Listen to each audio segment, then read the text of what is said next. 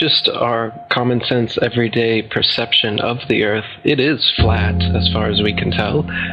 It is motionless as far as we can tell. And everything in the sky is revolving around us as far as we can tell. If nobody told us otherwise, we'd logically assume that the Earth was flat, motionless, with everything in the sky revolving around us. And you can prove that this is the case as well, for instance, with the horizon. As you rise up, no matter how high you go on the top of Mount Everest, or if you go in a balloon higher and higher, we've gotten independent balloons have gone up with cameras, the horizon remains flat all the way around and rises to the eye of the camera all the way up. Totally flat and rises to the eye of the observer.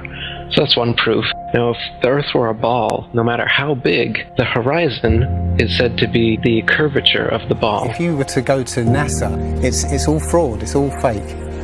Pretty much everything NASA puts out is fraudulent. There are no images of Earth from space.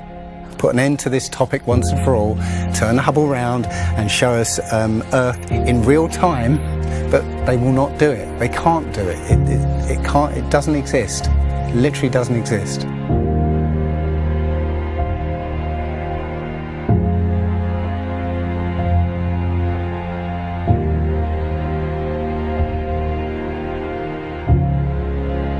Looking at these images of Earth, including the one they call the Big Blue Marble, which was released in 2002, I think.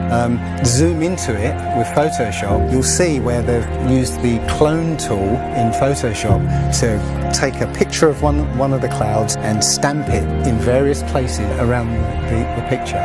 They got lazy. If the Earth is 25,000 miles in circumference, there must exist a curvature drop of 8 inches times the mile when you square the mile. 1 mile means there should be an 8-inch curvature drop.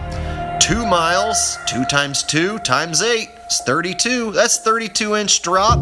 3 miles would be a 72-inch drop. And this would exponentially continue. Here's the longest bridge in the world. The Danyang Kongchon Grand Bridge in China. 102.4 miles long.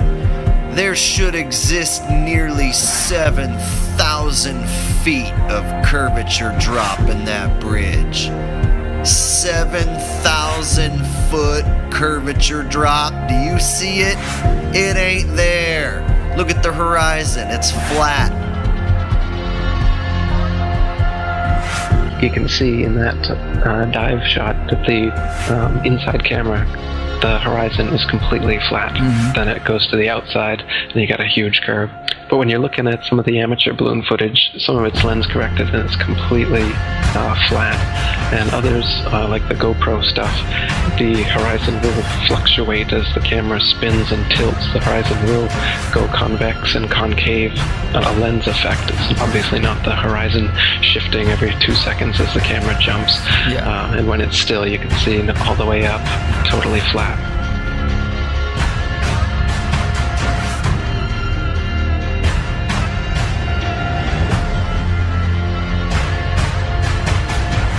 NASA is essentially Hollywood, and all the images that you think you've seen of a spinning ball Earth are faked.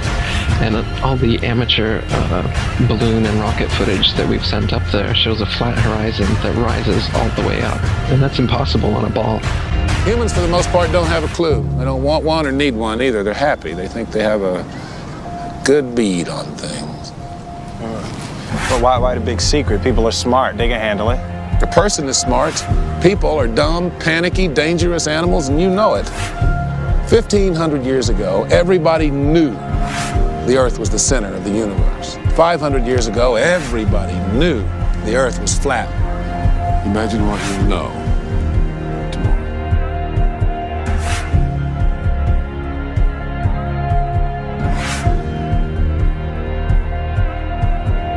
The horizon, for instance, is always completely flat, and you don't feel any motion.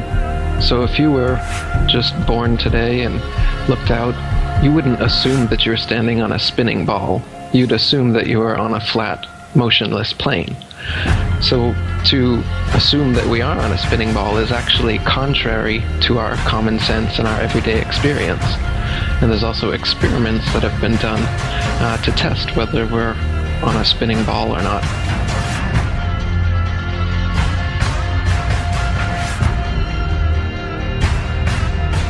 My question was, why, if it's a flat Earth, why couldn't you stand on the coast of California with a telescope and see Japan or Hawaii or something? And I think you know the answer to that. I'll let you answer that. Yeah. You can't see an unlimited distance. The lowest layer is the densest and not transparent. So if you imagine like a hot, humid day, the haze over a road, all telescopes will eventually blur out in that same kind of way due to the air. So no, you can't see an infinite distance. Is the Earth flat or round? It's round. Okay, now let's see. How do we go about proving that? Go to the seashore. Go to a seashore. Watch. As ships sail away, they don't disappear all at once. No, first, the bottom will disappear. See, the bottom of the ship is gone. Now we can see midway up, and then the whole thing disappears.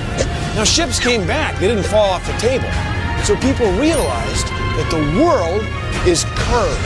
I mean, it's a big curve, but it's curved. So, the process of testing claims, the world is flat, the world is round, is what we call science. Now, if you have a claim that can't be tested, that's what we call pseudoscience. Extraordinary claims require extraordinary proof. Extraordinary claims require extraordinary proof. Boats don't disappear over the curvature of the horizon. Boats disappear due to perspective. All you have to do is go to the beach, watch a boat disappear from your eye, and then whip out your telescope, your binoculars, or your high-powered zoom on your camera, and you can pull the entire boat right back into view. Whole mass and all. Yeah, that's right. You think the boat disappeared? Just whip out your telescope, your binoculars, or your zoom camera. You bring the entire boat back into view, completely debunking everything Coy just told you. And here's my video proof. Extraordinary claims require extraordinary proof. Imagine that. You can debunk the curvature of the Earth yourself with just a simple zoom on your camera. Bye-bye, little boat. The flat Earth? Well, that didn't stand up to tests. The round Earth did. And you guys, come on. Everybody watches newscasts. You all use mobile phones. You all see airplanes fly around. You all go to see Ed Sheeran in concert one day in London, another day in Melbourne, Australia. This all depends on our fundamental understanding of the size of the Earth and its shape with extraordinary precision. What the fuck did you just say? The way we teach science is you're just some empty vessel and we pour the science into you and then you regurgitate it on an exam. Right. Because Earth, we know it spins once day, yes. Off to a great start. So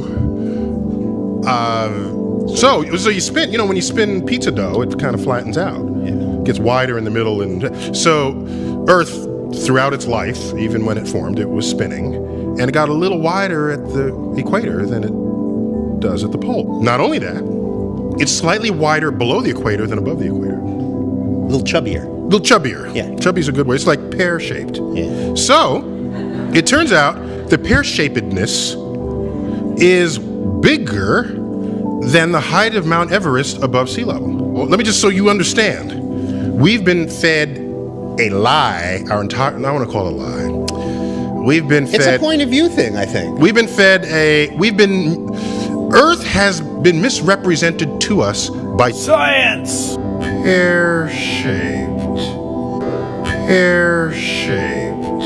Science! So they're all trying to figure out, is the universe spinning around us or are we spinning around the universe? They tell you, We don't know shit. We're looking at a bunch of lights in the goddamn sky. You're gonna tell me that that light and that light, that's 250, 100 trillion light years away? How the fuck did you figure that out? Well, don't they have an explanation for that shit? No, exactly. That's what you just said right now. What you just said now is what everyone's natural reaction. Because anytime someone says anything about space, you automatically think, someone figured it out. You don't know the guy's name. You don't know the name of the experiment. You didn't look into it yourself. You just think when someone tells you, how far is the Earth from the sun? They'll say, 93 million miles away. Like you just, everybody relies on someone figured that out and someone double checked it. You're going on what you read. And right now, cosmology, they don't know what the fuck to do. You know what they found out? The cosmic microwave background shows that all the galaxies are on shelves lined up to us. That we're at the fucking center. They don't know what to think about. There's a lot of controversy going on about it. You should see the stars do all sorts of strange motions, but you don't. You only see them make these perfect circles. That tells me that it's the stars that are moving, not the Earth. The Copernicus principle, the one that we live by, is that we're insignificant, we mean nothing, we're a speck in the universe. That's the heliocentric model, that we go around the sun. The geocentric model means that everything goes around us. That's what this is in the Bible. That's what the first astronomers were saying. Ptolemy was the first one to say, yeah, we are the center. You can tell based on these observations, everything's revolving around us. Earth is the center of the universe, and we stand still, and the universe spins around us. You know what? They've lied so much. NASA's lied so goddamn much that I don't believe shit they say. They've got that satellite image of that frozen moon. What's that frozen moon? Oh, let me see if that's CGI. Find that They got a picture of a frozen fucking moon? I guarantee you it's CGI. No way they could take a picture. Heliocentric models in trouble. Watch as the sunlight shrinks and follows the sun. It's definitely a locally illuminating sun, not far away, not very big, and definitely not 93 million miles away.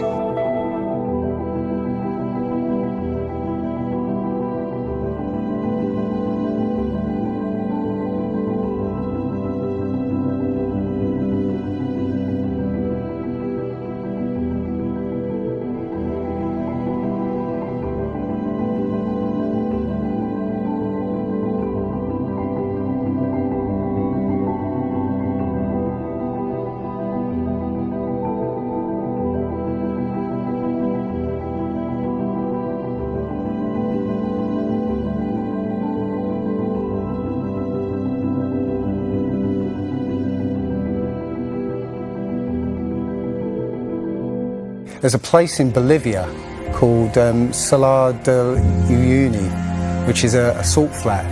It's literally 100 miles wide one way and 80 miles across. And it's perfectly flat. And when it rains, literally you get an inch of water and it looks like a perfect mirror.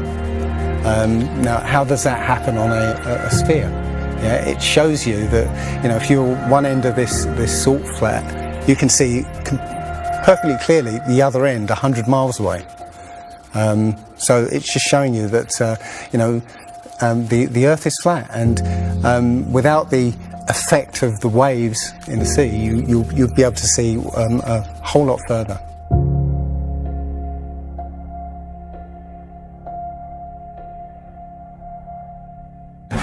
Took a picture across the Great Lakes from Michigan and was able to see, I believe, Chicago, which he shouldn't have been able to see. And the television station basically said it was a mirage. I found this photo, Randmere State Park. This is from Joshua Nowicki, and what you're seeing here is a mirage. We typically would not be able to see this from the Lake Michigan shore. We talked about this last night. Conditions are right on the lake that we're actually seeing a mirage of the Chicago skyline. Warning, bullshit alert. very interesting here. Here's what's happening. This is a good example of a superior mirage. So Joshua was on the Lake Michigan shore. He was looking towards the west, and Chicago's beyond the horizon. Should not be able to see it. However, with the right conditions, we have an inversion. We have cold air near the cold lake water and some relatively warmer air above it. This will bend the image of that skyline back towards the viewer. And so typically we would not be able to see this. This image would be viewable from much, much higher in the sky. They always say it's a mirage, but for a mirage to happen, you have to have very specific atmospheric conditions. It's not a mirage. It's simply that you're looking across a plane.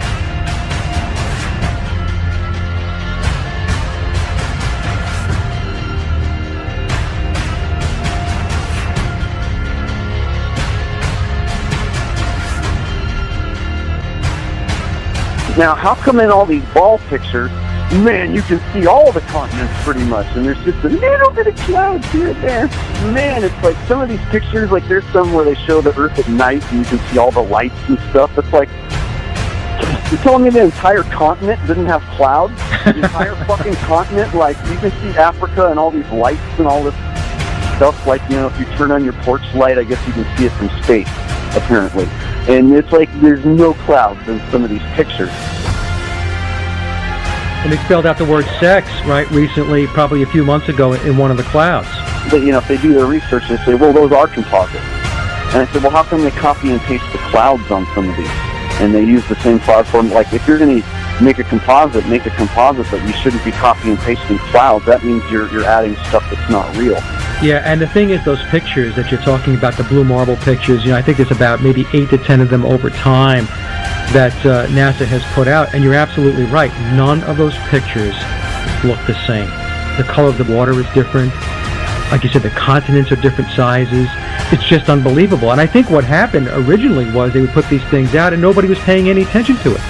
And then all of a sudden now, people are paying attention to it, and now they're pulling these pictures in, and it's an obvious fraud. What? And the thing is, there's supposedly tens of thousands of satellites orbiting Earth.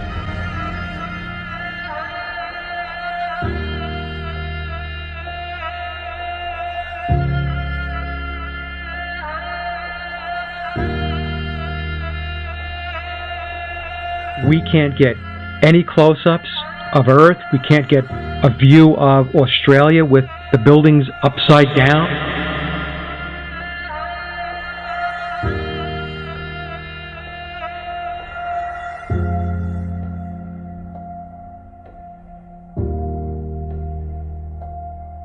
And they'll look at you like you're crazy.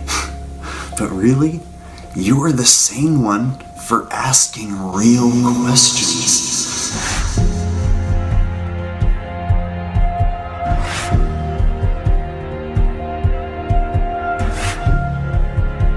They're the fucking idiots for just repeating school book bullshit. That's how it works. I was taught school book bullshit in public school, and somehow I was able to break free and free my mind. You know how I did it? I watched NASA rockets explode a bunch of times.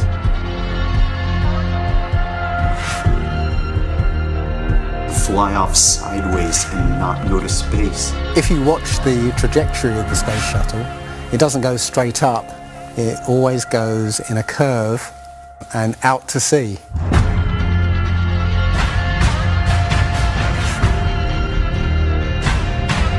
The point is, they actually go horizontal. The space shuttle goes horizontal. It never goes any further up. It goes horizontal, very, very low down in the atmosphere.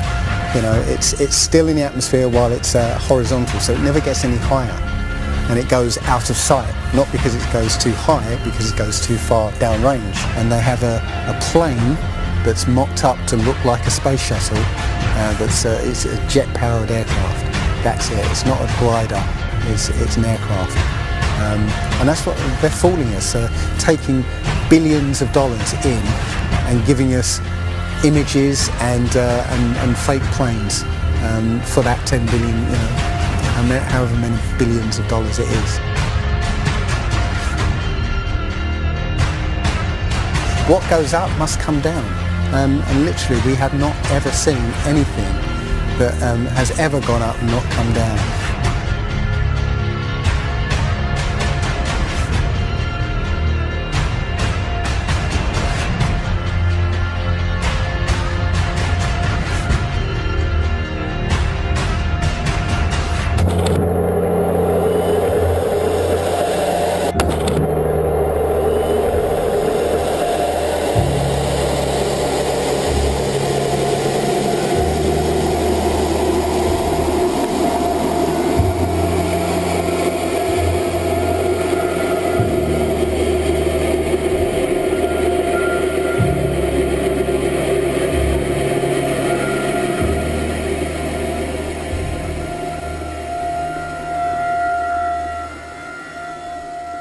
One thing I really want your generation to embrace is that the Earth is a closed system.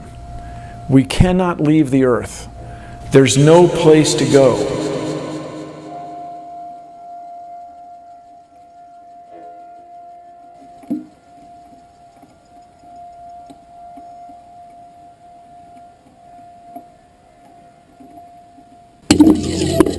Rockets don't have brakes. It literally stopped. All of that angular momentum from the rotation of the rocket and the linear momentum from flying up just stopped. No, it had to have hit something. But what did it hit? If it hit a solid surface, the rocket would have been destroyed, and most likely the camera too, so we wouldn't have the footage, and obviously that's not the case.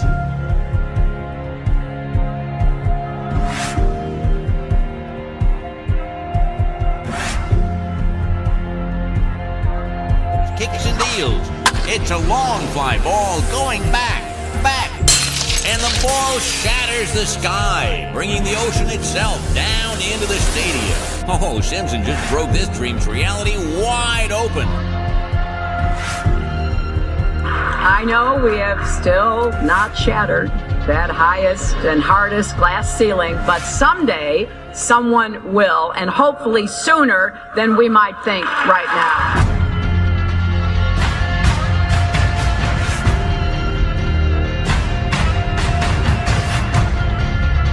There's no place to go.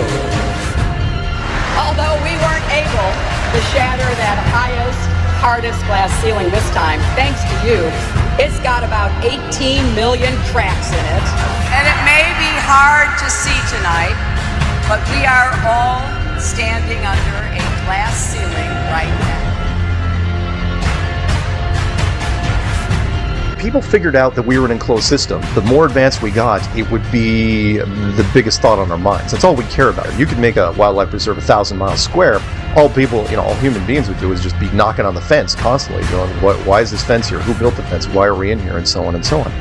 Why do you think that Truman has never come close to discovering the true nature of his world until now?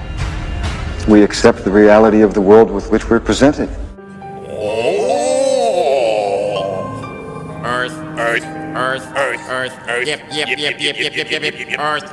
yep, Earth, yep. Earth! If you start here, and you go around long enough in the same direction, you wind up in the place you started from. Yes, Thomas? Why don't we fall off when we walk underneath, Miss Sarah? Because of a force called gravity. What does gravity look like? Gravity is something we can't see, but we know it's a great invisible force that keeps us all here on Earth.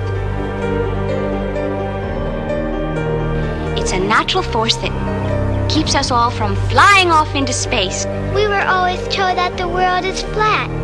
You are told right. Don't listen to her. I've been patient with you, Sarah. Lord knows I've been patient, but now your words have revealed you. The law of gravity was discovered by Sir Isaac Newton in 1687. That's almost 200 years ago, Uncle Evan. But there is only one law. The law of God. What is gravity? You have no idea. Okay, next question. Wow. No, here's the difference. We can describe gravity. We can say what it does to other things. We can measure it, predict with it. But when you start asking, like, what it is, I don't know. Einstein, in an Einsteinian answer, we would say gravity is the curvature of space and time. And objects will follow the curvature of space-time, and we interpret that as a force of gravity.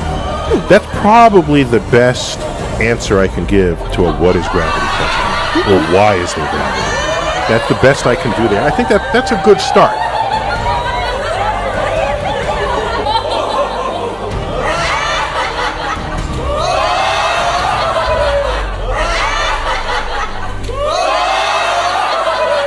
The world is round. What? You know how everybody believes the world is flat, like a pancake? Well, they're all wrong. The world is actually round, like an orange. The world is an orange. And? And? Well, that's it. It's a great idea. It's one of my best ones. Yeah, but what kind of orange? Is it a navel or a juicer? What? Look, just sleep on it. In the morning, the idea will come to you again, and you won't even remember where you got it. Get it? Got it. Good. I must say, I really thought you'd catch on to this a little quicker, Copernicus. What? My name's not Copernicus. I'm Charlene Sinclair. You're not Copernicus? This isn't 16th century Poland? Oh boy, I screwed up. How do you brainwash? You repeat the same thing over and over again. You know, if somebody's resisting the concept, if you keep fucking repeating it, they'll incorporate it in their brain. Since you were a kid, you've seen this image. But you've never seen it from that point of view. But yet your brain has three-dimensionalized. Oh yeah, that's the Earth. How? Through repetition.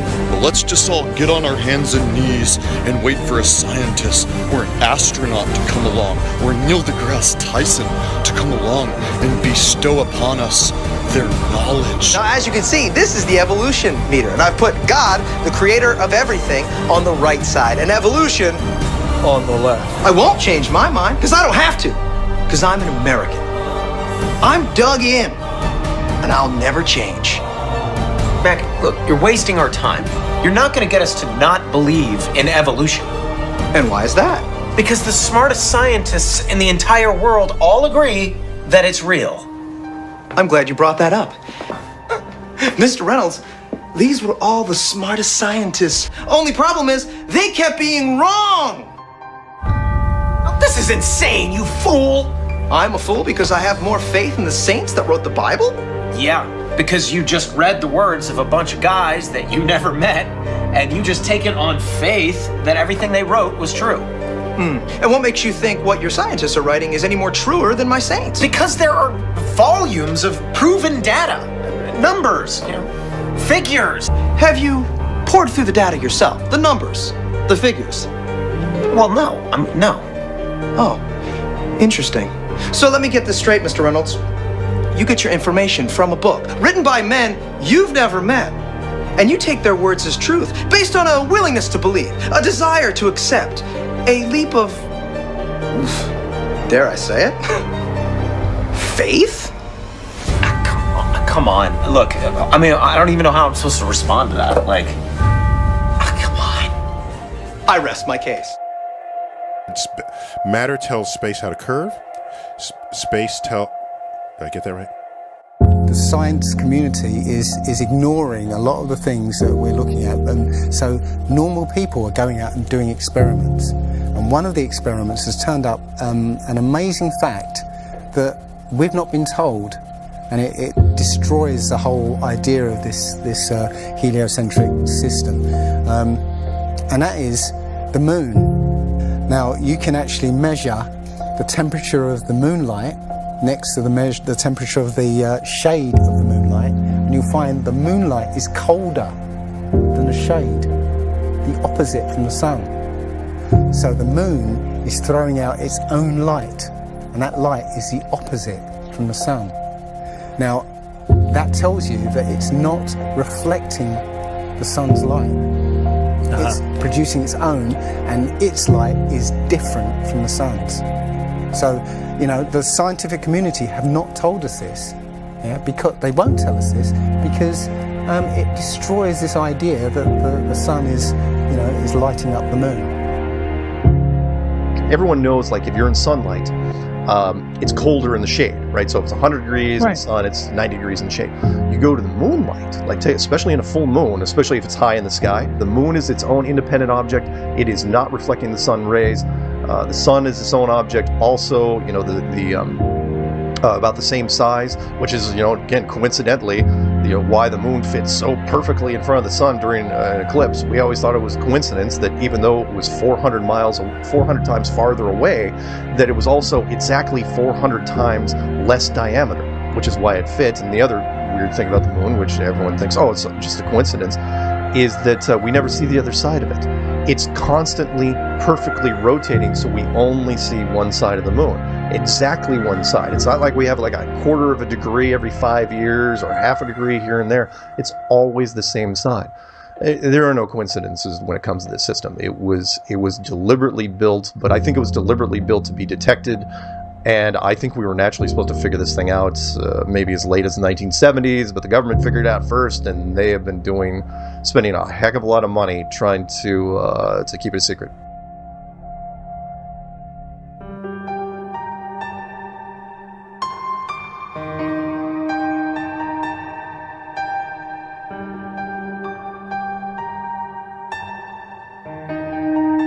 When I look at the people who signed the Antarctic Treaty, and all the nations that were down there doing whatever they were doing signed a treaty, and I believe it was 1958 or somewhere thereabouts, saying, nope, nobody can stake a claim to Antarctica, and if you're going to go down there, you can only go down there for scientific reasons under carefully restricted guidance, but it's not a free-for-all. Nobody can just, hey, I'm going to go check out Antarctica and do a high jump of my own. No, can't do it.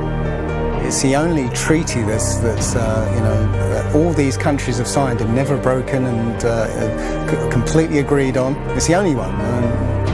What treaty is there that everybody's agreed on?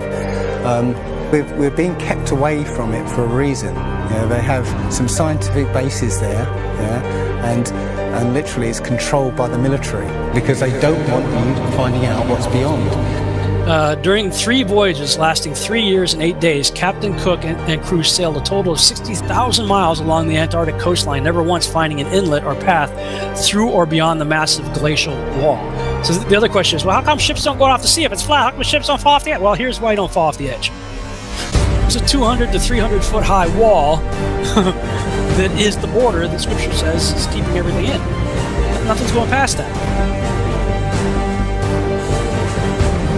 Because they don't want you finding out what's beyond.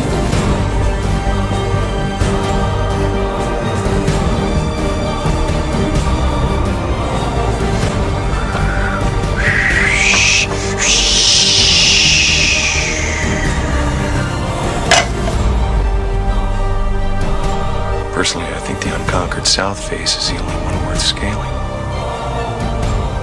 It's a 20,000-foot sheer wall of ice. But that's never stopped me before. Risk? Of course I'm aware of the risks. Thank you for your concern. Here's the picture of the Earth from space. There it is. Since you were a kid, you've seen this image. But you've never seen it from that point of view. You've never seen that with your eyes from that scale of a model, that point of view, from outside of the planet's surface. Well, here's the first image that sold the whole thing. 1482. This is when they came up with this idea. We are on that thing. It's a ball. Hey, we should go to the North and the South Pole. We didn't do it yet. It's a fucking ball. Hey, nobody's even jumped up high enough to see if it is a ball. We can't do that. We don't have planes yet. It's a ball. You know what? We adopted this whole model 400 or 500 years before the airplane. 400 years before the airplane, pretty much. Beginning in the 1900s? They went to the North Pole in the 1900s. This is 1482. Nobody went to the top of the globe, to the bottom, or flew up, or built a skyscraper. It's funny that we said that this is what we're in right now. This is what we're on before any instrument approved. This is the first time we actually had an instrument of flight. Actually go high enough to actually fucking check out if what we agreed to 500 years ago was real. So if they were wrong after 500 years, question is, would they tell you?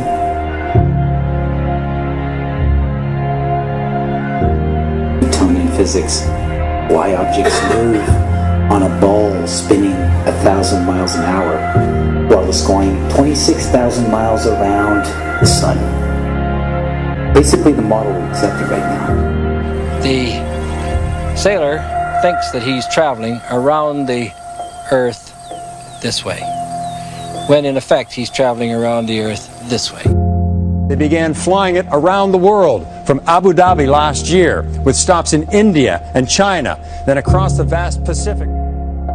Does running round your neighborhood prove that the neighborhood is round? I was an airline pilot for Delta for 26 years. A pilot's primary flight instrument is his artificial horizon, which he has to be maintained level to keep from climbing and descending.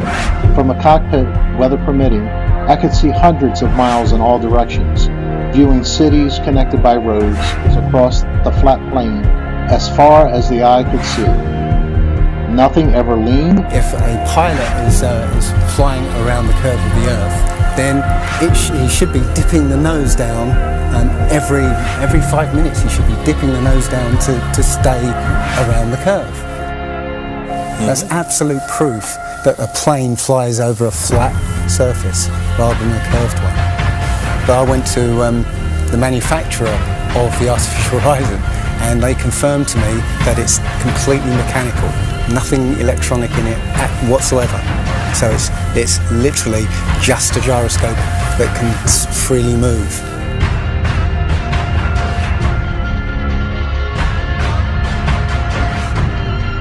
That right there is proof to me that planes fly over a plane.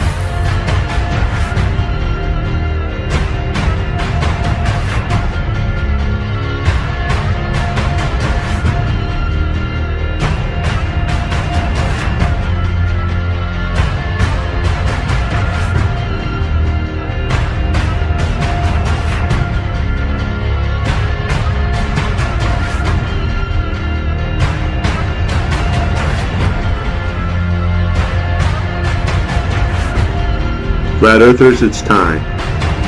We are going to destroy the Glowheads' arguments concerning flight routes.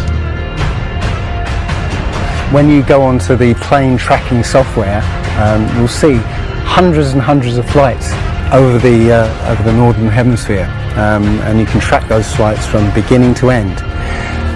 When you look at any flight in the southern hemisphere, what you'll find is the flight takes off and disappears off the tracking. And that only leaves why. Why have they done this? What's the point of this grand deception? I think Eric Dubay explains it best. People are always asking, why do they do this? Other than the obvious profit margin motive, NASA being the biggest black budget black hole in existence, sucking in over $30 billion taxpayer money for the fake moon landings alone. Nowadays, hundreds of billions of dollars, and not just NASA, but RASA and all the other fake space organizations around the world, giving CGI images for hundreds of billions of dollars. You want to put something in context. If you want to do something with $3.5 trillion, you can do whatever you want. Whatever you judge to be important to the profile of the nation that you are trying to build and to sustain. So by surreptitiously indoctrinating us into their scientific materialist sun worship, not only do we lose faith in anything beyond the material, we gain absolute faith in materiality, superficiality, status, selfishness, hedonism, and consumerism. If there's no God and everyone's just an accident, then all that really matters is me, me, me. So they've turned Madonna, the mother of God, into the material girl living in a material world. It's all about making us feel nothing, so that we can be used. If everybody realised how special we all are, how unique every single life is, then this whole world would change overnight. We wouldn't allow ourselves to be used by this cabal. I start from the supposition that the world is topsy-turvy, that things are all wrong, that the wrong people are in jail, and the wrong people are out of jail. that the wrong people are in power, that the wealth is distributed in this country and the world in such a way as not simply to require small reform, but to require a drastic reallocation of wealth. All we have to do is think about the state of the world today and realize that things are all upside down. Now, if you don't think, if you just listen to TV and read scholarly things, you actually begin to think that things are not so bad, or that just little things are wrong. But you have to get a little detached and then come back and look at the world, and you are horrified. Now, as soon as you say the topic is civil disobedience, you're saying our problem is civil disobedience. That is not our problem. Our problem is civil obedience.